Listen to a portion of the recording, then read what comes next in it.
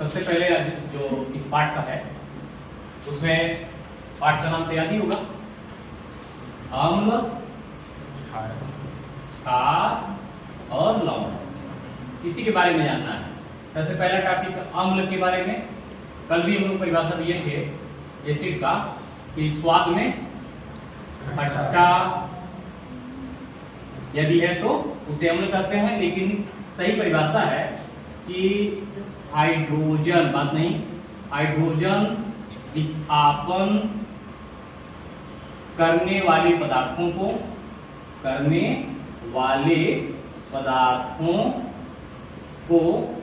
क्या कहते हैं?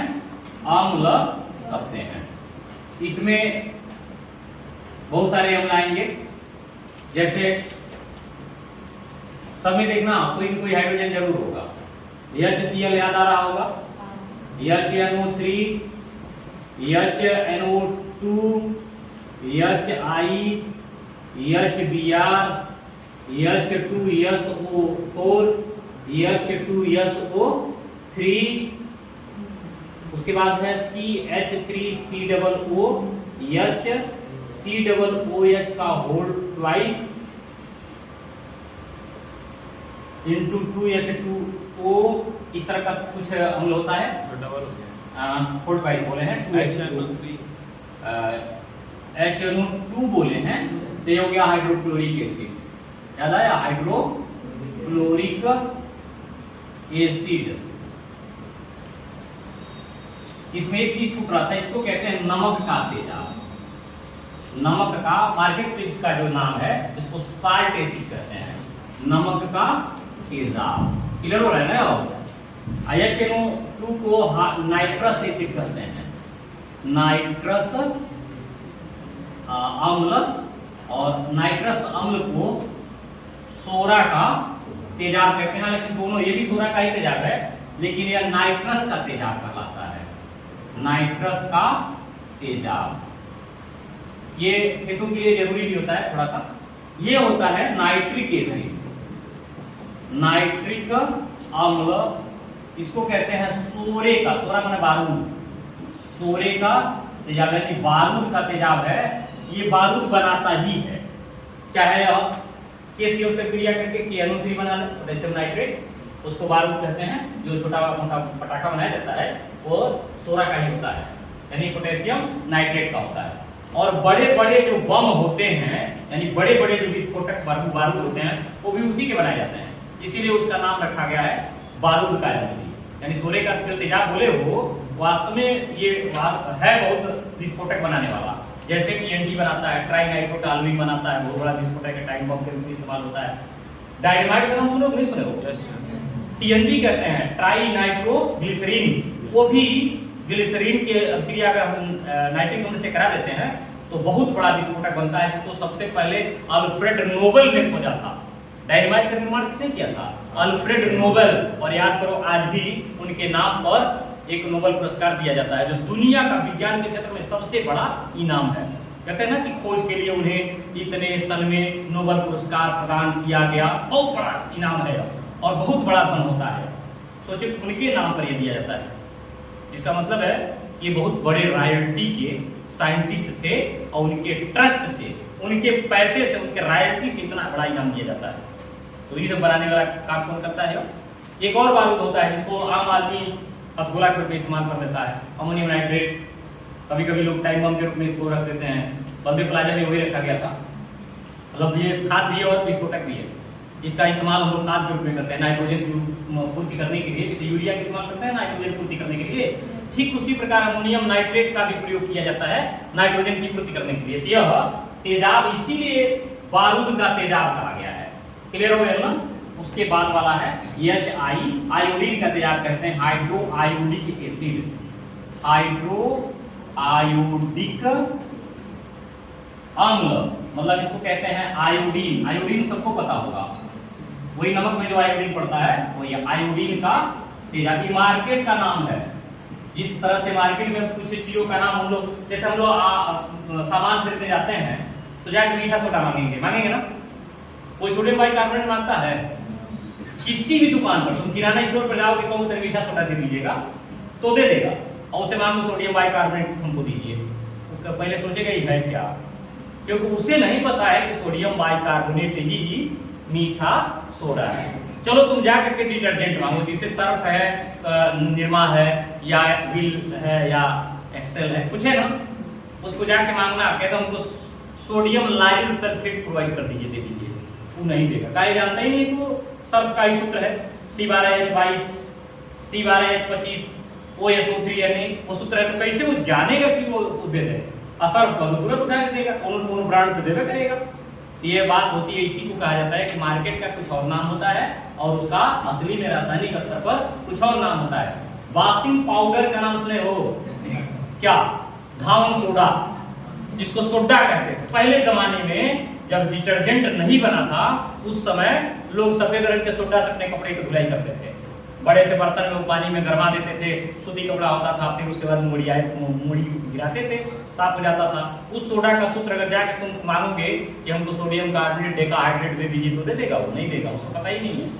सोडियम कार्बोनेट डेकाहाइड्रेट Na2CO3-NH2O, जो तुम अभी याद करो, किसी दिन खट्टी बूटी का नाम ले रहे थे, वो तरीके का, क्योंकि तो हम लोग जानते हैं खट्टी बूटी है, लेकिन ये आर्गेनिक अम्ल यहाँ हो गया। एसिटिक अम्ल जिसको तुम सिरका बोल रहे थे, हो गया, क्रम से आ रहे हैं। ये हो गया हाइड्रोब्रोमिक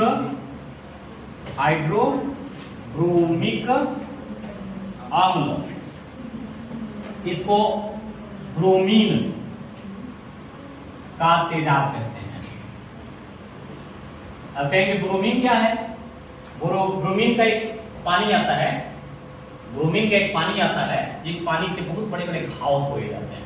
जैसे हम लोग टिंचर पहले लगाया करते थे, जैसे बड़ी सी बोतल में दवाई आती थी, इसको लाल दवा करते थे, कहीं कट जाता था तुरंत उसको डाल करके अब बंडल बांध दिया जाता था। अब वो बदल गया, अब वो सिस्टम नहीं है। अब क्या आता है, बीटाडीन के नाम से एक मरहम आता है पीले रंग का, पोंछ करके लगा के बांध दिया जाता है। वो ब्रोमीन वाटर से ही बनाया हुआ एक औषधि है।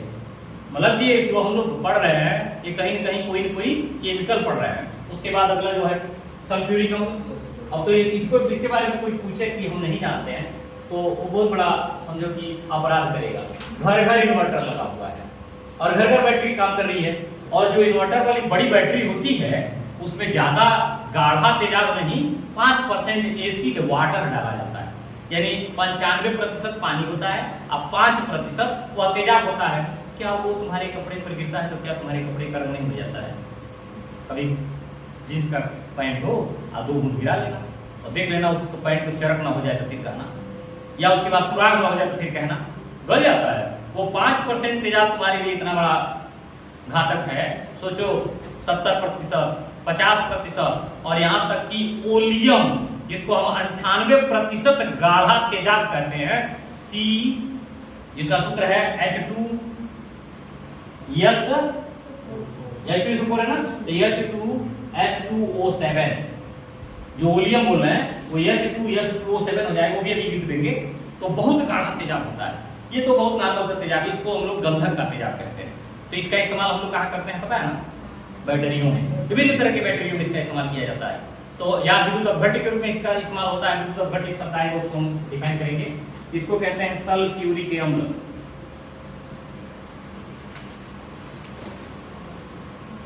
यानी इसको कहेंगे गंधक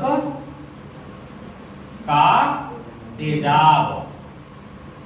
ये हो गया H2SO3, ये भी गंधक का हल्का तेजाब है। सल्फ्यूरस अम्ल है, इसको भी गंधक का ही तेजाब कहते हैं, इतना कमजोर तेजाब होता है। ये हो गया एसिटिक अम्ल,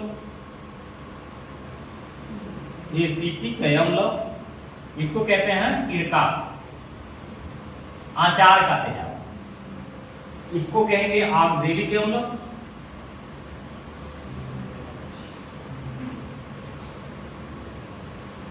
खट्टी बूटी का तेजाब कहा जाता है। तो इस तरीके से एक और तेजाब छूट रहा है, उसको भी हम लिख दें यहाँ पे H3PO4, इसको कहते हैं आर्थोफॉस्फोरिक। ये बहुत ही पॉपुलर है, तुम लोग इसको सुनोगे तो कहोगे कि भाई ये हम लोग से जुड़ा हुआ है। आर्थोफॉस्फोरिक अम्ल, इसे कहते हैं हड्डी का तेजाब,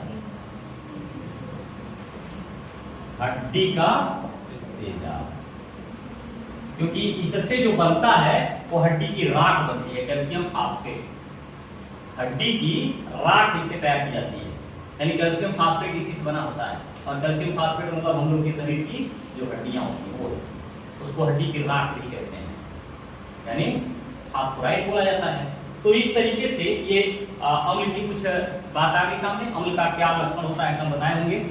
अम्ल के लक्षण वो छोटा सा इसमें बताना है आपको। ये दो लक्षण होता है, पहला हो गया भौतिक लक्षण। भौतिक लक्षण में दो लाइन क्या है, ये नीला लिटमस को नीला को लाल करता है, लिटमस हो गया ना। और दूसरा क्या है इसका, स्वाद में खट्टा होता है। ये दो इसके बहुत कॉमन से भौतिक गुण है। इसके अलावा भी और भौतिक गुण होते हैं, लेकिन ये इसका खास यही है।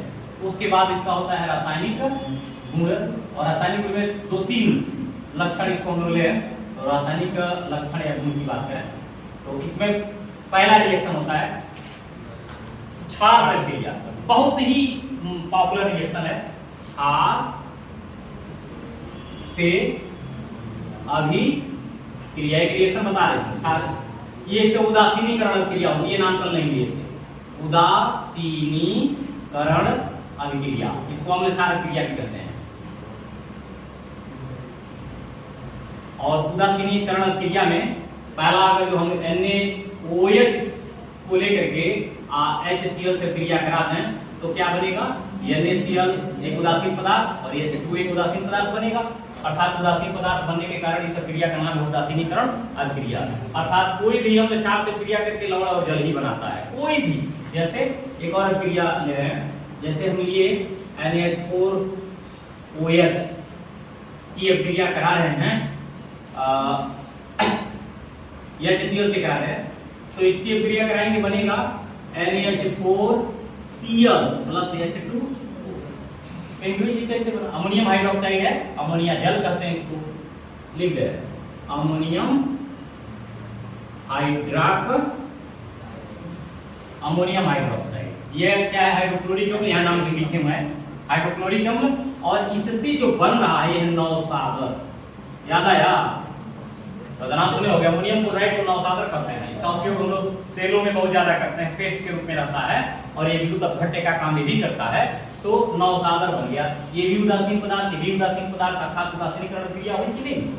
इसके अलावा अगर हम NH4OH की क्रिया H2SO4 से कर देते तब भी बनता, तब क्या बनता, NH4 का होल ट्वाइस SO4 और प्लस H2O, थोड़ा बैलेंस करने में ट्वाइस लगा देते और यहाँ भी ट्वाइस लगा देते, बैलेंस हो जाता। इसको कहते हैं अमोनियम सल्फेट, यानी अमोनियम का सल्फेट के साथ लवण, अमोनियम लवण कहते हैं, सल्फेट लवण कहते हैं। ये भी एक प्रकार से खाद भी इस्तेमाल होता है, इसका नाम है ammonium sulphate. Ammonium sulphate clear हो रहा है। ये तो बतेगा कि ना अमोनियम हाइड्रोक्साइड ऊपर भी है, यानी है। इसके अलावा यह क्रिया और करता है, किससे, क्षार से क्रिया हुआ। दूसरा इसका क्रिया होता है कार्बोनेटों से, बहुत तेज क्रिया करता है, कार्बोनेटों से अभिक्रिया। ये कार्बोनेट से क्रिया करके क्या बनाएगा, जैसे Na2CO3 है और ये HCl क्रिया किया तो क्या बना देगा, NaCl बनाएगा ही बनाएगा, कार्बन डाइऑक्साइड उड़ाएगा और पानी बना देगा। देखो बैलेंस करना होगा, थोड़ा सा काम करना पड़ेगा, यहाँ ट्वाइस कर दो, यहाँ ट्वाइस कर दो, बैलेंस हो चुका। और देख लो, चेक कर लो, सोडियम 2 है, सोडियम की वजह से 2 हो गया, क्लोरीन 2 हो गया, क्लोरीन यहाँ से 2 हो गया, हाइड्रोजन 2 हो गया, हाइड्रोजन 2 हो गया, ऑक्सीजन 2 और 1 3 हो गया, 3 यहाँ लेकिन कार्बन 1 है, कार्बनिक है, ऐसा तो ना। इसमें बना क्या, सोडियम कार्बोनेट, जिसको हम लोग सोडे की राख कहते हैं, और इससे बन गया नमक, बन गया ना। इस तरीके से अम्ल जो है कार्बोनेट वाले पदार्थ से भी बहुत तेज अभिक्रिया करता है। अब अम्ल का उपयोग हम लोग को देखना, उपयोग बहुत सारा उपयोग है इससे। वही इससे साबुन बनाने में इसका उपयोग होता है, कागज बनाने में इसका उपयोग होता है, विद्युत अपघट्य के रूप में इसका उपयोग बहुत ज्यादा किया जाता है, लवण बनाने में इसका उपयोग होता है, साल्ट बनाने में इसका उपयोग किया जाता है। तो इसके उपयोग हो गए। दूसरा पास विस्थापनीय OH समूह, यानी हाइड्रॉक्सिल समूह होता है उसे क्षार कहते हैं।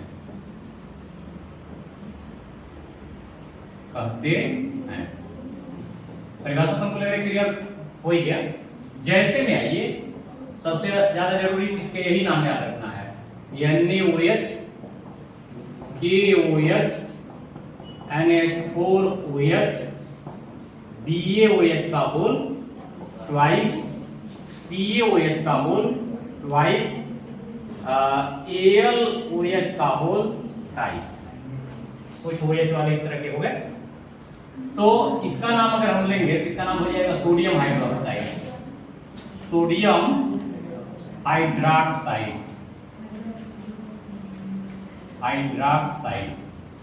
इसे कहते हैं कास्टिक सोडा। कास्टिक सोडा, दाहक सोडा भी कहते हैं। KOH को पोटेशियम हाइड्रोक्साइड, पोटेशियम हाइड्रोक्साइड, इसको कहते हैं कास्टिक पोटास।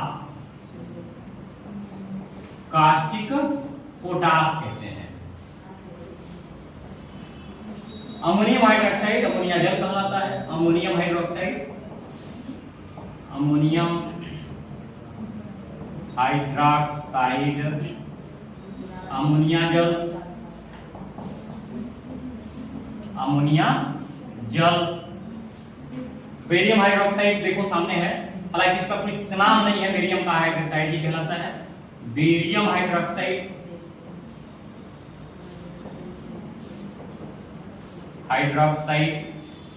यह है कैल्शियम हाइड्रोक्साइड,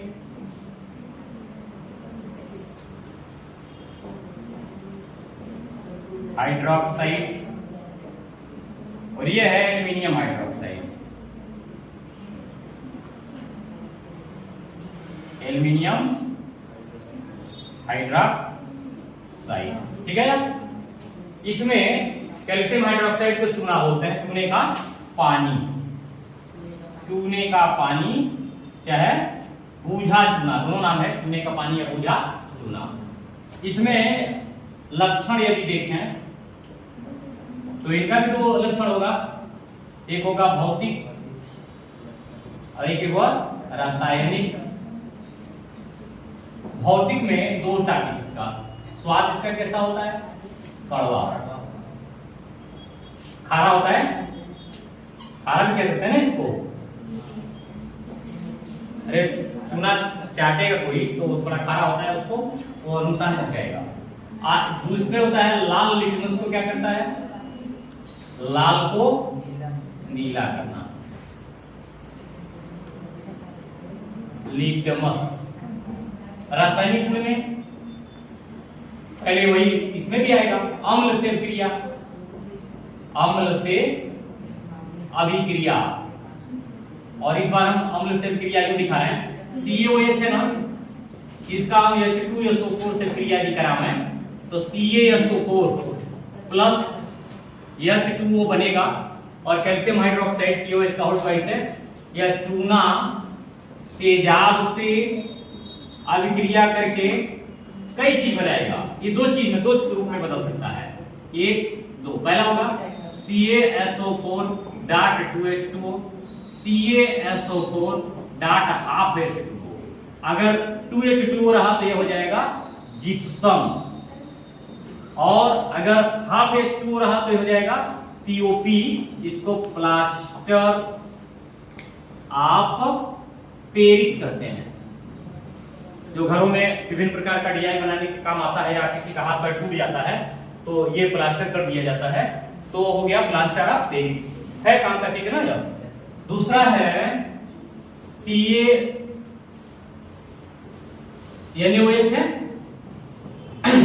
इसके क्रिया हम